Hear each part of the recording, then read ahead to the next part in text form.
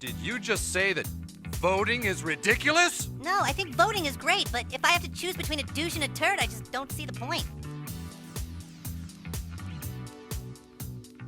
Number 10. American economics. In the middle of the recession of the early 2000s, South Park opted to poke a bit of fun at how bad things had become for the economy. Well, this sucks. Sure was better when our parents were buying us stuff. When Stan tries to invest money he's received from his grandmother, the bank tells him, And it's gone.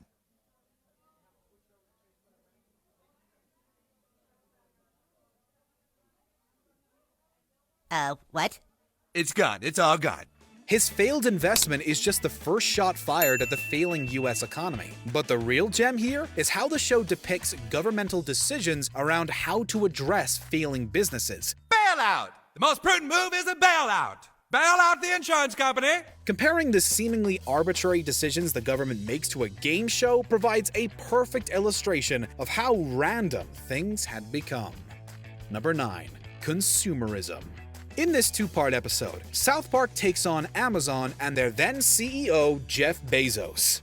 I'm not really sure why everyone is so disgruntled, dissatisfied, unamused. During the course of the story, a new fulfillment center opens up in town, but after a near fatal accident, the employees go on strike. Can you get out of the box? No, my organs have been compacted, so if the box opens, I spill out and die. This triggers a wave of issues with deliveries affecting everyone in the town, including the 4 boys who need bike accessories to win a contest. The episode highlights, albeit to the extreme, how reliant we've become on Amazon and its effects on local businesses. Are you the only one still at the mall? There are many, and yet none. Throw in Bezos' betrayal as an all-controlling alien, and it's pretty hard to miss the point they are trying to make. It's him. The bike parade was quite useful to me. You see, people will do anything to have fulfillment. They finally realized the only way to get it would be to all work for the fulfillment center. Number 8. The Transport Security Administration. Hello, ma'am. We're the Toilet Safety Administration. The what? After September 11th, 2001, U.S. airport security went through a major overhaul, and a new agency called the TSA was formed to enforce stricter policies. Since their introduction, there have been several controversies around their methods and efficacies. After a serious accident in a South Park home, the new Toilet Safety Administration begins to enforce strict rules around toilet use. Shoes off, belts off, sharp objects go in the plastic tray. This is inhumane. Shut up, sir. Seatbelts, metal detectors, and personal screenings all become the new norm. South Park's episode takes aim at how security can overcorrect in its earnest attempts to keep people safe. The overall plot is also a reminder to people to try and be more courteous by putting the toilet seat down. Putting the toilet seat down is a matter of simple etiquette. It's common sense, Clyde. Oh boy, here we go. Number 7. Local shops overrun by corporations. I am pleased to be with you on this most historic day. A day you will certainly all remember as the day your town became great. The grand opening of the first South Park wall-mart! Would you rather buy at a local little business or at a big box store? South Park tackles this very issue when the first Walmart opens in town. I was shopping at Walmart all night. But your face! In the checkout line, they had these little stickers filled with glitter. They were only 99 cents for 15 of them. I couldn't resist. Citizens love the bargains, but hate the company, and ultimately find a way to rid the town of the store. Boys, you did it! You killed the Walmart! From there, they turn to a local business, which sees a massive rise in popularity. The town spurs so much growth and expansion until eventually, Jim's Drugs, too, looks like a Walmart. We all want our local businesses to thrive, but we don't want that success to become that which we were trying to avoid in the first place. It's honestly tough for shoppers to choose whether to run with big box stores or rally behind independent stores.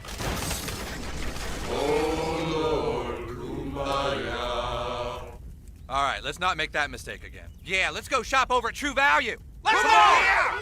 Number 6. Immigration issues. Throughout season 19, Garrison grew to become an analog for Donald Trump.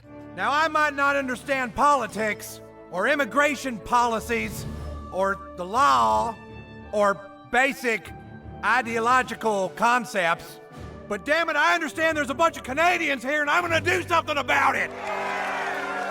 Eventually, the South Park character was elected president and often blamed everyone else for being incompetent. But before that, Garrison becomes irritated by the amount of Canadian people immigrating to South Park.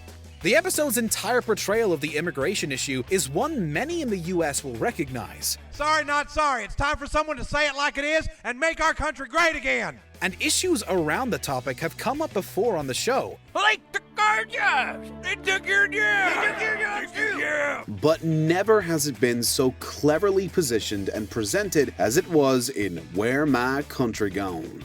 The twist about the wall between Canada and the US is simply brilliant. Hey there! Beautiful day, isn't it? What the hell is this? This is the wall. Sorry, buddy, nobody allowed in. Number 5. The NCAA. What if I were to tell you there's a way to help those poor babies born addicted to crack and give them a future as well?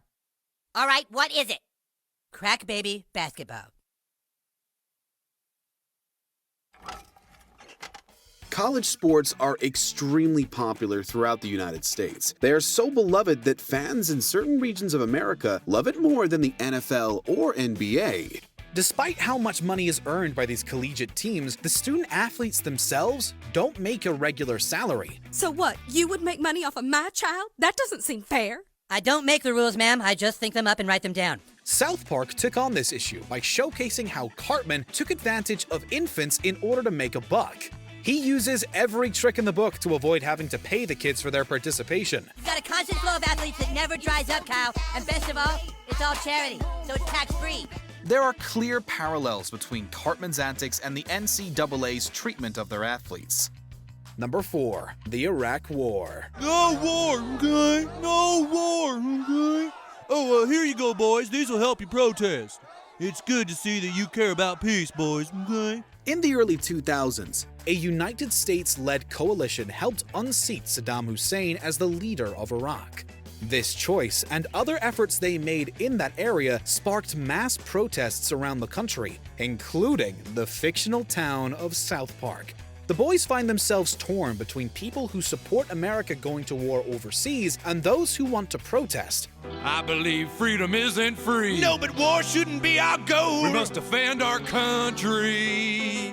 If it means war, then we say no! Ultimately, one of the founding fathers says that the country can allow both to happen simultaneously. Think of it.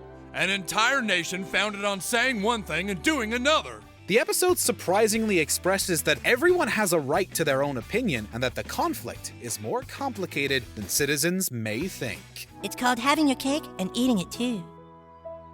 He's right. The strength of this country is the ability to do one thing and say another. Number 3. Unfounded confinement. In 2008, stories around the separation of children and parents at the US-Mexico border became much more frequent. The ethically questionable decisions around the parting of families was an issue that South Park decided to tackle directly without an intricate metaphor. Kyle is separated from his own parents and thrown in a center with many other children. That's so sweet.